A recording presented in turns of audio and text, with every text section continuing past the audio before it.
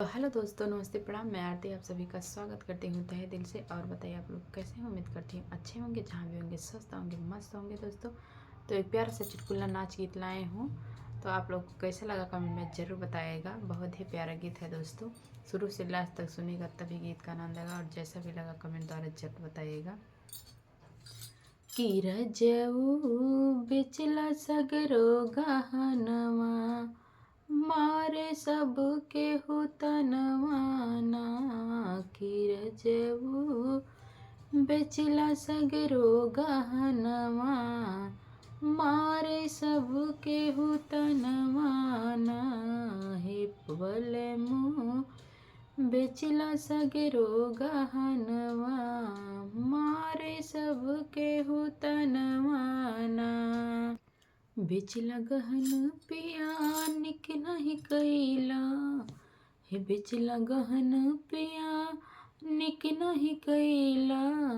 निक नहीं कैला हो, निक नहीं कैला, मारे सब केहू तनवाना।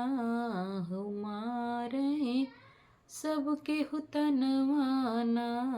केवल मुँह बेचला हमरो गहनवा, मारे सब केहू तनवाना।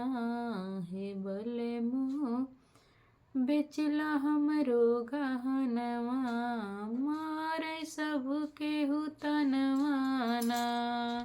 रहल गहने मोरा माँ के निशानी, रहल गहना मोरा माँ के निशानी। माँ के निशानी मोरा पापा के निशानी, बेचला हमरो गहनवाना।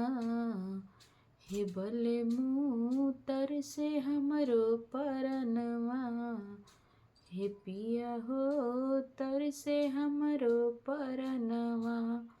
बेचला सगरो गहनवाना, हे पिया हो तर से हमरो परनवा।